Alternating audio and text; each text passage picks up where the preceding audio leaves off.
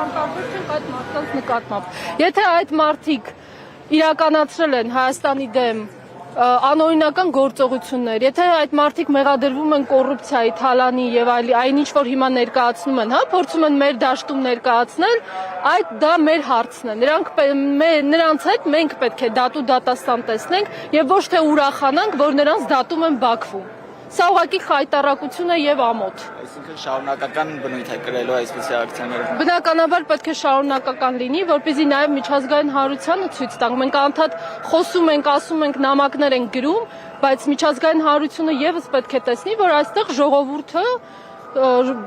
ուզում է իր գերիներին հետ վերադարձնել։ Այդքան անտարբեր չի, ինչքան իշխանությունը։ Իշխանությունը որևէ բան չի անում, հասարակ քաղաքացիների, հասարակական կազմակերպությունների ձայնը, որքանով լսելի կարող է լինել միջազգային կառույցներում։ Պատգամավորները ընդդիմադիր նշում են, որ մենք երբ միջազգային կառույցներում բարձրաձայնում ենք գերիների հարցը, մեզ պատասխանում են ձեր իշխանությունները որևէ կերպ այդ հարցը չեն բարձրաձայնում։ Շատ ճիշտ եք ասում, ժողովուրդը, մարդիկ, ովքեր բոլորը այստեղ հավաքված են եւ կազմակերպությունները, ովքեր նամակներ են գրում, իրենք ընդամենը կարող են օժանդակ աջակցություն ցույց տալ եւ ամբողջ աշխարհին ցույց տալ, որ Հայաստանը ունի այսպիսի խնդիր եւ Ադրբեջանում տեղի են ունենում ապօրինություններ, բայց գլխավոր հարց լուծողը միևնույն է մնում է իշխանությունը, իշխանություն կրողը, որովհետեւ իշխանությունը ունի այն խողովակը, այն հնարավորությունները, որպեսզի կարողանա գերիներին հետ բերի։ Իսկ գործող իշխանության օրոք պատկերացնում եք այդ վերադարձը։ Չեմ պատկերացնում, որովհետև ցանկություն չկա դրա համար։ Եթե մարդիկ այստեղ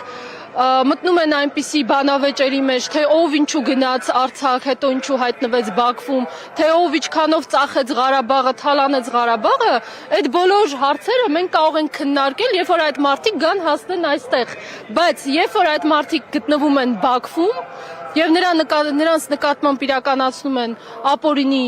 դատավարություններ եւ դրանով նաեւ վնասում են մեր ազգային շահերին, այդ դեպքում մենք պետք է ձեռնարկենք կոնկրետ գործողություններ։ Ընդհանրապես մենք որպես երկիր մենք չպիտի թողնեինք, որ այդ մարդիկ հայտնվեին Բաքվում, ոչ մի ճանապարհով, պիտի դա թույլ չտայինք։